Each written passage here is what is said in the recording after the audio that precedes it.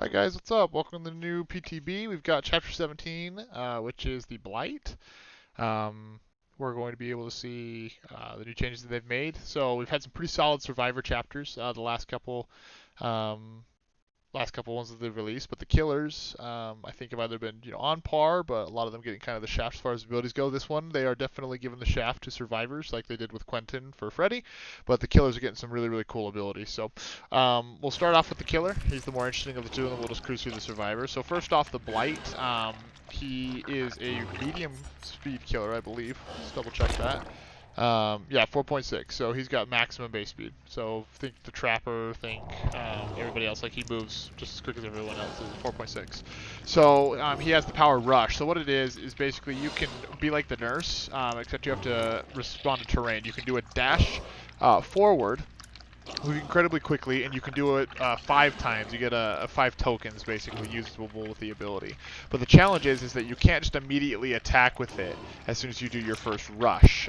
Instead, you need to slam to be able to actually, I don't know if it's like the Blight releases energy or what. I don't know what the lore behind his character will be of why you have to do this. But basically, you need to run into terrain and then bounce off of it, essentially, using those tokens to get to the survivor, and then smack him down. So if you're using my mouse, right, you look over here to the right. So if this was a survivor, I'm the killer, I couldn't just use Rush to smack him in the face, right? If there was a wall right here or terrain of any kind, what I would do is I would go being off this wall and then dash to the survivor, and it's very quick. Like, my goodness, it's terrifying. But you need to smack off terrain to get what's called slam, and you'll see the bottom special attack, lethal rush. Following a slam, press the power button to launch an lethal rush. Basically, you use a token, but this time you can attack, where the other one is to create space. And then just like the Nurse, if you use rush or lethal rush and you don't use the attack button, you have a long cooldown, essentially, with trying to it says he will enter a short fatigue state, which is where the Nurse obviously you go and stops working. He obviously hits the wall and goes after the survivor, but also isn't able to immediately follow them after that action. But it's pretty fast. It's pretty terrifying. It kind of reminds me of ping pong or like pinball. It's like ding, ding, ding, ding, ding off of the walls chasing the survivor. It's pretty cool. So we'll go over his 3 abilities. So first he has 2 hexes and then a standard. All 3 of them, which I think are amazing. So the first is Blood Favor. So what this is whenever this is active, when a survivor, not all survivors, when a survivor is hit, pallets within 16 meters of your location are held in place by the entity for 15 seconds. So basically, when you go to hit any survivor in an area, 60 meters from that point of impact, you can't pull pallets down. Great for use against looping survivors that are trying to tank your aggro, so to speak, for a period of time. 15 seconds is a healthy bit of time, but 16 meters isn't that far, so this is really useful for the Killer Shack, the quote-unquote god pallets, the ones that have just very, very long runtime. This can be used in lieu of I am drawing a blank with the perk that allows you to close the windows from the clown. But Bamboozled, there we go. So, Bamboozled could be used in line with this. I think it's a little too much, so you can use either or, whichever one is more successful. We'll find out with gameplay, but this basically can stand as an additional hex totem to distract from other hexes. This one's not incredibly powerful, but it does allow you to eliminate a lot of those long pallet loops because you hit them and they can't pull any pallets down. That's you or any other survivor. You got Hex the Undying. This one's interesting. I actually really, really like this perk, and this is why. The name speaks for itself. When another hex is killed, it transfers to a dual totem. So, a lot of survivors are already killing dual totems anyhow, but if they aren't, anticipating for Noed or something like that, Hex the Undying takes any hex totem that is cleansed and transfers it to an available dual totem. So there's 5 dual totems, if you guys didn't know that, I'm pretty sure you did, but 5 dual totems. So let's say that you have Hex Undying, Noed, and then 2 other perks.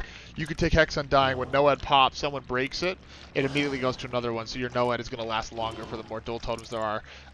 Really good for Devour Hope. You will notice at the bottom it says that they lose any tokens in the process. Your Devour Hope would technically start over, but great for the start of the match if they just happen to get it, right? Get it out of the way. Great for Hex Ruin. Just any Hex totem in general. If your strat revolves around your hexes being alive, right, which, I mean, all the hexes are right here. So you got Devour Hope, Haunted Ground. Like Haunted Ground, awesome because you get multiples of those. Huntress Lullaby, it loses its tokens, but still can be, you know, a problem. You got Hex Ruin, and then of course Undying. I don't think you use Third Seal or Retribution that often. Retribution maybe for some cheeky plays, but anyway, that's I think this is by far the best of the 3 perks that he has, the most useful. I think you'll see a lot of play. And the last is Dragon's Grip. This one's actually really, really cool, especially for it being only a rare perk coming through. So what it is, after kicking a generator for the next 30 seconds, the first survivor that interacts with it will scream for 4 seconds, right? So like Infectious Fright, but you become exposed for 60 seconds. So a lot of the times, you know, we go to start, you know, as a survivor, you run in to tap a generator to keep it from dropping, right? Or whatever, and now if someone does that, they're exposed for 60 seconds. You can chain off of that with another killer and be able to drop that survivor immediately. Not great for if you're injuring a lot of survivors because it immediately puts them in that state anyway because they'd be already next to down. But this is great for gen rushing. Obviously doesn't line up with Ruin because you have to kick the generator, so you can't get your cake and eat it too as far as that goes. But you use this with Pop Goes the Weasel is a great one because you're probably knocking somebody down within that 80-second cooldown that Dragon's Grips has. You've only got 20-second downtime basically on that survivor where the cooldown's gone and the exposed status is free. So this potentially could be very, very good. It just depends on how well it lines up with killer, competing with other perks in its place, as well as how the killers are going to want to run with that. I mean, can you imagine, having a tier 1 Michael, having an automatic exposed attack? That's pretty cool. Like, there's just a lot of things that you can do with this, with, killers that are fast, that potentially can get on top of people and bridge that gap space really, really carefully. So that's the Blight. It looks really, really cool. We'll get some gameplay later today on what he's actually doing. Let's move on to the Survivor. So we've got ourselves Mr. Pretty Boy himself, Felix, Richter, archaeologist. So this is his backstory, right? Wonderful stuff. You can read it if you want. But his 3 perks are Desperate Measures, Visionary, and Built to Last. Visionary, you see all generators' auras within 32 meters. That's big time. You can get a map that does the exact same thing, so I guess you could take this if you want, and then it has a cooldown, even when generator is completed, where you can't see generators' auras for 16 seconds. So even when it's weak with 32 meters, it's weaker with that instead. So, I mean, it's a perk that exists. Desperate Measures and Built to Last, both of them are going to have some fringe play, I think. So Desperate Measures, you refuse to fail, even in your darkest hour. But when so this is like the opposite of Thanatophobia. So injured, hooked, and dying survivors increase the speeding of your healing and unhooked attacks by 14% per person, right? So you can get that 3 times. 3 times 14 is 42%. So you can get a 42% increase to your healing and unhook actions, which can be used with... oh my gosh, why am I drawing blanks on anything? We'll Make It. I knew it was W.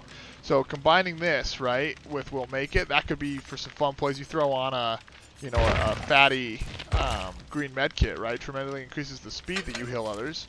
And then you tack on potentially like abdominal dressing, and then like I think this is the only other one that can make things. Oh no, scissors that you do. So you do these set up with that, and We'll Make It. And all of a sudden, like you're gonna probably heal them instantly with We'll Make It, right? With these 2 together. So an interesting fringe play if you're gonna be playing like the thing, you throw in a Borrowed Time, like something like this, and then whatever you put in the 4 spot, probably a defensive perk, probably an Unbreakable or something like that, something that goes through. If you're being absolutely full meme, right? You can get Botany Knowledge. Like this would be, you have become the angel. Right, like you are the saver of other people, like in the things that you do. But anyway, Built to Last, guys, is a item ability. Every time you deplete an item, or sorry, not every time, once per trial, when you deplete an item, it will refill 50% of its charges after 10 seconds. So immediately when I see this item, I think to myself, right, walk in here, I'm gonna bring in these bad boys. Get 2 of those, use up my flashlight, have this bad boy on there so that I get another, 6 seconds of use basically with it on top of whatever these have, right? 6, so 12 plus 6, 8, that's 20 seconds. So instead of getting 20 seconds of use, I get 30 seconds of use, which, I mean, if you're going to go meme, potentially if you're going to go like crazy aggro, this has potential. But those are his perks again. So Visionary is, this is darn near useless. It's great for rank 1 players, or not rank 1, rank 20 players. First time playing the game, right? To kind of get an idea of where generators are, their spacing and stuff. Like, this is definitely a noob perk. I don't see any world where this is useful if you really are concerned about finding, you know, generators. You just run these, right? You just put on those so you can mark it so that generators can be seen by everybody and move on. But built to last has some fun opportunities when you're, you know, healing a lot. If you're using a lot of your med kit, I guess you could use it for more lockbox for like gen rushing, I guess, and have a team run that with, you know, prove thyself and whatnot. But definitely think that his perks are kind of meh. Cool looking dude though. He's got an ace, you know, ace look about him without looking like a scummy gambler, right? He's kind of got this. He's an archaeologist, so he's dressed to impress, I guess. Looks kind of like a scummer, but you know, to each their own. Lastly, I did forget to go over this. So there's some interesting add-ons for the Blight. So these ones right here, right? You can increase recovery speed, rush speed, turn rate. We're gonna save this guy for a second, and each one of these reflects it, right? And then you get things like your turn rate, slam duration, right? So that's when you hit a wall and how much longer you have to hit them. You get to see that kind of across each of these. This right here increases the amount of tokens you have by 1. This increases how fast they regenerate. Then undetectable, which is pretty cool. So you can't be found, right, while rushing. So basically when you're moving through, you become an invisible person, which is kind of nutty. Like, could you imagine like no music or anything and all of a sudden, boom, he's on top of you? Like, it'd be petrifying. Then the summoning stone. Hitting a survivor with lethal rush will call upon the entity. You block pallets within a 16-meter radius of your location for 12 seconds. That's really coincidental that add-on right there sounds a lot like this, and I don't think that's a coincidence at all. It's the exact same thing, just for a smaller period of time, and allows him to run this without actually running the hex. So running this hex on this killer is pretty much kind of meh, because you can just run this. To block pallets. Not only can the pallets not be pulled down, but this will block the pallet space. So you're going to get a, you know, survivor that's like, oh, look at me, I can run through this, and then he can't do anything. It's completely blocked off. So an amazing add-on that reflects off of this really well. You won't be using this, you'll be using this if you can. Any survivors within 60 meters get started with the hindered status, right? That slows them down. I believe anyway. Let me double check. Hindered status, DBD. Yeah, it slows down their movement speed. So yeah, whenever you get slammed within 16 meters, you're going to get slowed down. This just makes it that you're easier to hit. Increases the tokens regeneration rate again, but it reduces tokens by 1. So it's just a matter of, you know, do you want to go for speed or consistency? I have found that you're not using your rush tokens often enough to utilize something like this, but maybe there is a strat where you're just constantly rushing and putting pressure on the map. This one's interesting. Upon using, so once you use your last rush token off a wall, you will, it's an automatic knockdown. So iridescent, right, hatches, iridescent blight tag, right? So you get to be able to whack them around and kind of do your thing. And then 33 right here, this is just a blood point 1. But basically when you initiate a slam, you reveal the auras within 16 meters. But there's no penalty for this. So unlike Myers, right, where you get like the scratched mirror, lowers your movement speed, you never leave tier 1. But you can, you know, see people through walls. This will allow you to hunt for survivors really, really well. And you also get extra blood points, and you get increased rush speed for each consecutive rush you do, which is kind of a, you know, kind of falls along with these ones right here. Let's see, it's just this one right here for consecutive rushes. So I like the add-ons because they do some unique things that kind of make it really, really fun. I just like it that they're different. They're not just, you know, cookie cutters of everything. But the last one here, chipped monocle. This is going to be a common, but notice at the bottom it says displays the target location of a slam. That's fine, right? It gets to show you where you're going to hit. Automatically face the nearest survivor after a slam, and there's no hidden tooltip here that says that there's a minimum range for that. So this potentially will be amazing in the mid game when you have, you know, 1 or 2 survivors left, and when you go to slam, it'll face you where the survivor is. So this could be very, very, very good. Amazing item, especially with it being common. You're going to have plenty of them. It could potentially run into something that you're doing often enough, right? Being able to do something like you're charging the nearest of them, and you get a bunch of them to regen. So I really, really like this one. I like that it's a low, you know, add-on. It's just, it looks like there's a lot of things that you can do that's going to be able to affect the survivors. And then let's see here.